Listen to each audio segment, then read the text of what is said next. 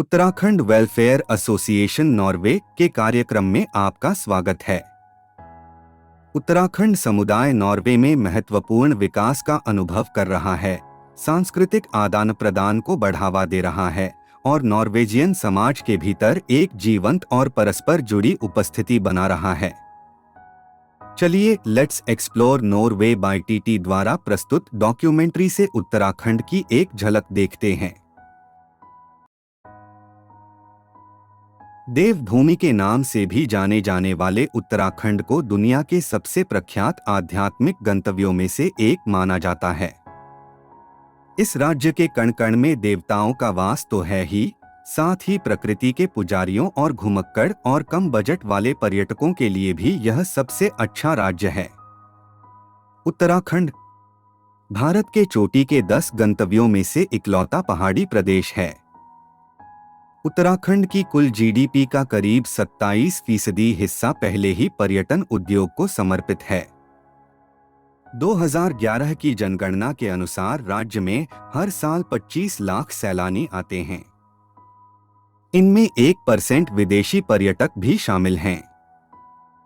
लेकिन 2013 की विनाशकारी बाढ़ के बाद सैलानियों की संख्या 70% घट गई थी और फिर केवल 25% सैलानी ही यहां आए।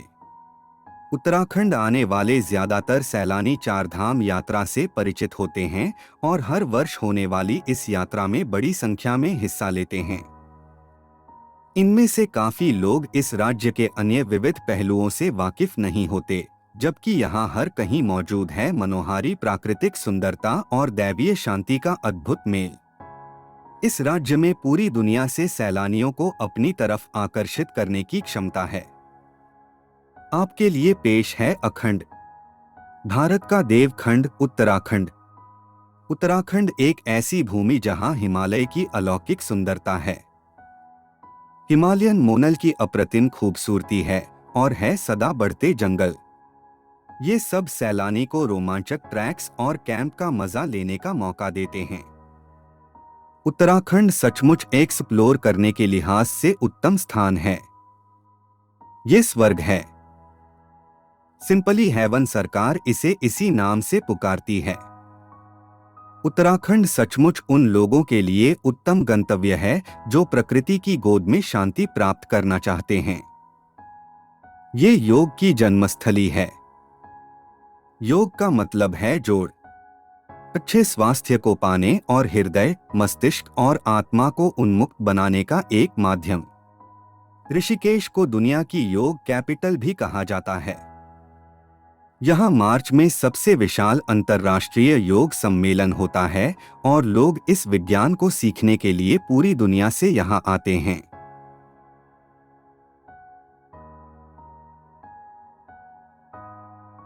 उत्तराखंड में ट्रैकिंग करने वालों और रोमांच चाहने वालों के लिए बेहिसाब मौके हैं। चाहे माउंटेन बाइकिंग हो या कायाकिंग, यहाँ हर विकल्प खुला है। फ्लाइंग फॉक्स ऋषिकेश की सबसे लोकप्रिय एक्टिविटीज में से एक है। इससे आपको इस शहर की कमाल की सुंदरता एक नज़र में दिख जाएगी, इसलिए इसका अनुभव लेना न भूलिए। भारत की adventure capital Rishikesh bungee jumping के लिए ऐसी बेहतरीन जगहों में से एक है और यहाँ मौजूद है न्यूजीलैंड के विश्व प्रसिद्ध इंस्ट्रक्टर। यहाँ 83 फुट की ऊंचाई से बंजी जंपिंग की जाती है, जो भारत में सबसे ज्यादा ऊंचाई है। कुमाऊं हिमालय में ट्रैकिंग। वैसे तो कुमाऊं में ट्रैकिंग टूर पूरे साल अंजाम दिए जा सकते हैं, पर कुमाऊं में ट्रैकिंग का लोकप्रिय मौसम होता है अप्रैल से जून और सितंबर से नवंबर। कुमाऊं के हर इलाके की अपनी विशेषता है और यह बात कुमाऊं के ट्रैकिंग टूल्स में साफ नजर आती है। एडवेंचर पसंद करने वालों के लिए नैनीताल का ओम पर्वत देश का बेहतरीन केबल कार अनुभव देता है। कुमाऊं क्षेत्र में जहां साइकिलिंग और बाइकिंग वाले गंतव्य हैं, वहीं गढ़वाल में चोपता देवरी ताल चंद्रशिला ट्रैक है। यह शानदार ट्रैक 4000 मीटर की ऊंचाई पर है। बहुत कम लोग यह जानते होंगे कि ट्रैकिंग के अलावा कायाकिंग भी पूरी दुनिया में एक रोमांचक एक्टिविटी है और यह शिवपुरी में एक क्लोज्ड बोट में एक पैडलर के साथ होती है। गढ़वाल हिमालय के औली में एडवेंचर के दीवानों और प्रकृति प्रेमियों के लिए स्कीइंग एक बेहद रोमांचक अनुभव प्रदान करती है। डोडीताल लेक ट्रैक हिमालय की गोद में मौजूद है। इसके आसपास का इलाका और खूबसूरत जंगल इसे ऐसा अनुभव बनाते हैं जिसकी सुंदरता की कोई सीमा नहीं है। जिम कॉर्बेट भारत का सबसे पुराना नेशनल पार्क है और इसकी स्थापना 1936 में हुई थी। 1318 वर्ग किलोमीटर वाले इस इलाके में केवल बाघ ही नहीं बल्कि बहुत से वन्य जीव मिलते हैं। यहाँ के घास के मैदानों में बेहिसाब पक्षी रहते हैं। यहाँ साल के जंगल हैं और नदियों वाले पर्यावास।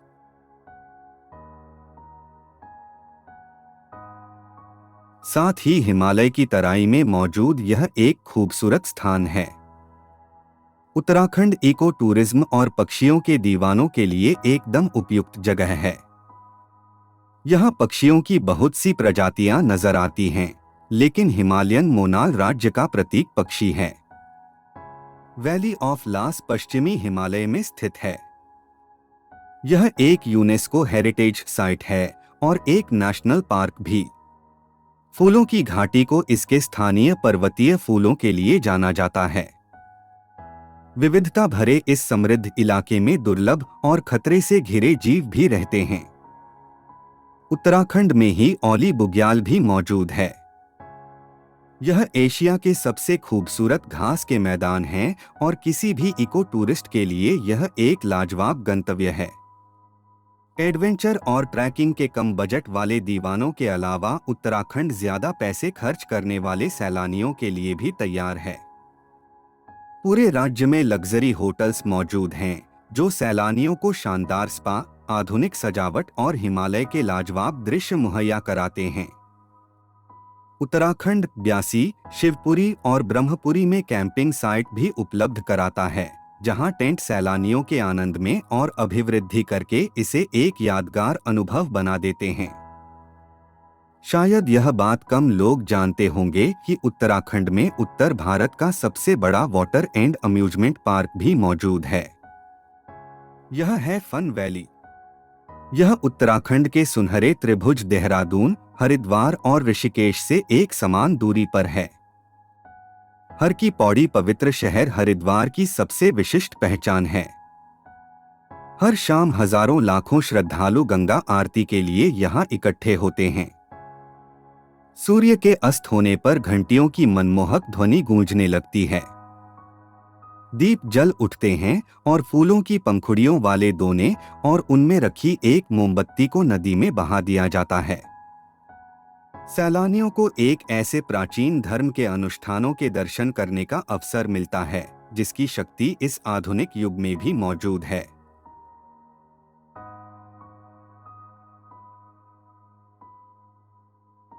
नैनी लेक नैनीताल का मुख्य आकर्षण है और इसे शिवजी की पत्नी सती के हरे नेत्रों में से एक माना जाता है। गोंडोला जैसी नावों में बोटिंग करना यहाँ के सबसे ज्यादा सुकून देने वाले अनुभवों में से एक है। यह झील 7 पहाड़ी चोटियों से घिरी है और इसका शांत पानी अपनी दिलफरेब खूबसूरती से किसी का भी मन मोह सकता है। मशहूर नंदा देवी मंदिर आपको जैसे चंद राजा के दौर में ले जाता है। इसी से जुड़ी राजजात यात्रा हर 12 वर्ष में की जाती है और यह पर्यटकों के लिए खासा आकर्षण रखती है। देहरादून क्षेत्र में तिब्बतन बौद्ध समुदाय की बहुलता नजर आती है। यहाँ का मुख्य आकर्षण है मिड रोलिंग मोनेस्ट्री। यहाँ के ग्रेट स्तूप की ऊंचाई 60 मीटर से भी ज्यादा है। माना जाता है कि यह दुनिया का सबसे ऊंचा स्तूप है। इसमें कई कक्ष हैं जिनमें पवित्र अवशेष, म्यूरल और तिब्बती कला के नमूने सुरक्षित रखे हैं। इस मोनेस्ट्री में शाक्यमुनि बुद्ध की 35 मीटर ऊंची सोने की प्रतिमा भी है जो दलाई लामा को समर्पित है। लक्ष्मणझूला ऋषिकेश का पर्याय बन चुका है। यह लोहे से बना एक झूलता हुआ पुल है और ऋषिकेश की एक खास पहचान है।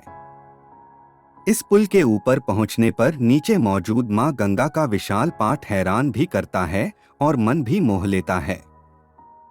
लक्ष्मण झूले के पार 13 मंजिल ऊंचा स्वर्ग निवास और श्री त्रयंबकेश्वर मंदिर मौजूद है।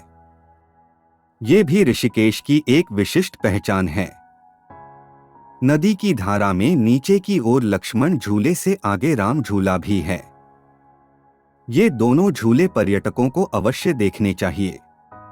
श्रद्धालु और पर्यटक दोनों ही मनसा देवी मंदिर के दर्शन करने आते हैं।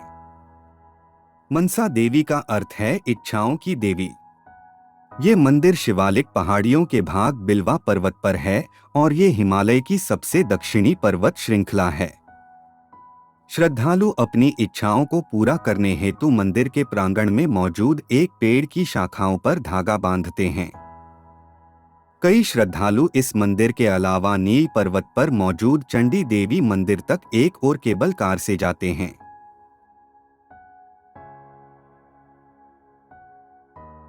महेश योगी आश्रम को 1997 में छोड़ दिया गया था और अब ये फिर से वन विभाग के नियंत्रण में आ गया है। महर्षि के आवास के अलावा यहाँ वह गेस्ट हाउस भी है जिसमें बीटल्स ठहरे थे। ऐसे कई भवनों को फिर से ठीक ठाक कर दिया गया है। बीटल्स कैथीड्रल गैलरी में आज हर कहीं आम लोगों की कलाकारी नजर आती है। स्टीव जॉब्स और मार्क ज़करबर्ग दुनिया की सबसे ताकतवर हस्तियों में से दो भारतीय आध्यात्म से काफी प्रभावित रह चुके हैं।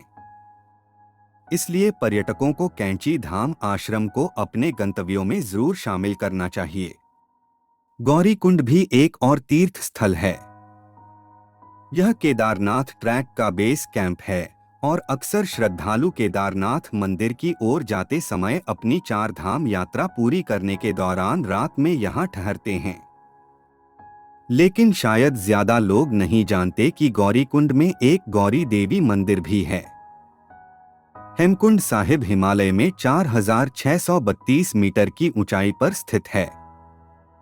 यह श्रद्धालुओं और सैलानियों दोनों के लिए ही एक समान आकर्षण रखता है और सिखों के 10वें गुरु गुरु गोबिंद सिंह जी को समर्पित है, जिनका जीवन काल 1666 से 1708 तक रहा। यहाँ एक झील 7 पहाड़ी चोटियों से घिरी है और वाकई हेमकुंड साहिब आकर एक दैवीय अनुभव होता है। उत्तराखंड सचमुच देवताओं का आवास है। हिमालय में हर कदम पर मंदिर मौजूद हैं और इनमें से अधिकतर के साथ कोई न कोई पौराणिक गाथा जुड़ी हुई है। उत्तराखंड की संस्कृति व्यापक और विविधता से भरी है। ऐसा यहाँ रहने वाले अलग अलग जातीय समूहों के कारण हुआ है। इनमें कुमाऊं और गढ़वाल की अलग अलग संस्कृतियां शामिल हैं। यहाँ पूरे राज्य में अलग अलग त्योहारों के दौरान रंग बिरंगे उत्सव मनाए जाते हैं। राज्य का ऐसा ही एक अनोखा उत्सव है कोंडली फेस्टिवल। यह उत्सव तब मनाया जाता है जब अगस्त और अक्टूबर के महीने में बौर हर साल में एक बार कांजलि का फूल खिलता है। इसके अलावा भी राज्य में अन्य लोकप्रिय उत्सव होते हैं।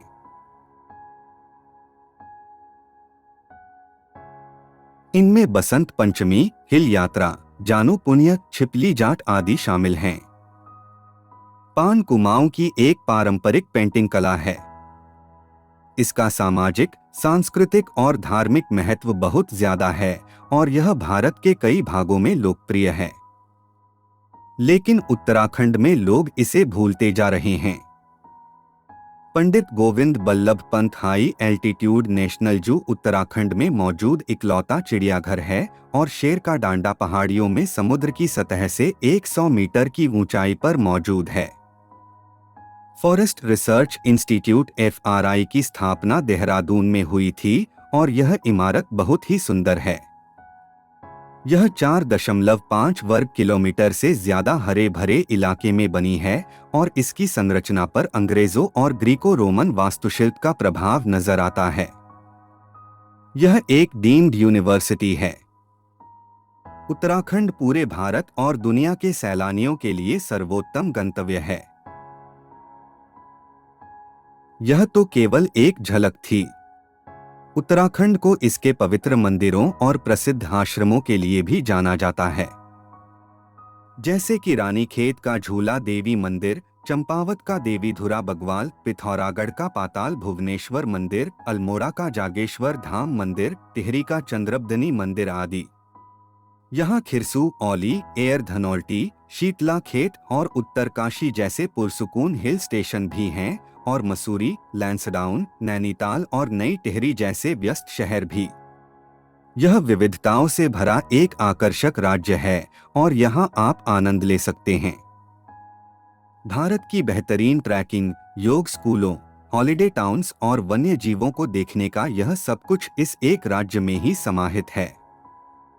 उत्तराखंड हर तरह के सैलानियों के लिए अनंत संभावनाएं मुहैया कराता है। चाहे वो एडवेंचर चाहते हों, तीर्थ यात्रा पर आना चाहें या केवल सुकून पाना चाहते हों, उत्तराखंड 150 से अधिक गंतव्यों के साथ आपकी प्रतीक्षा में है। तो सोचिए मत, बस निकल पड़िए। हम आपके लिए तैयार हैं।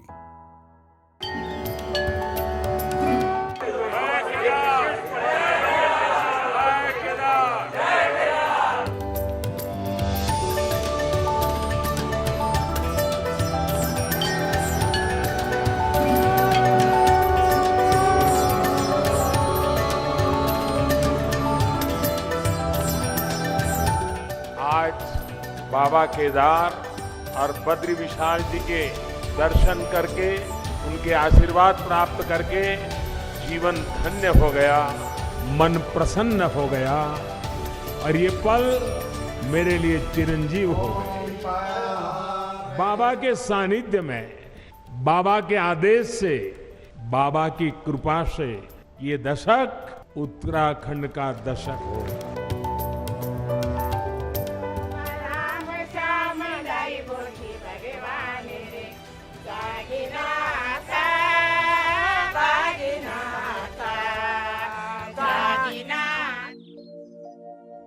डाली डाली फूलों की तुझको बुलाए रे मुसाफिर, मेरे उत्तराखंड में बादलों की ओढ़ के ओढ़नी वादियां, गीत सुनाए मीठे मीठे, मेरे उत्तराखंड में।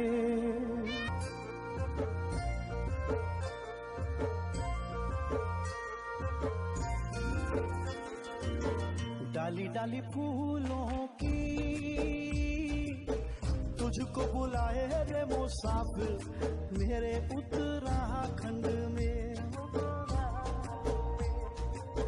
बादलों की ओढ़ के ओढ़नी वादियां, गीत सुना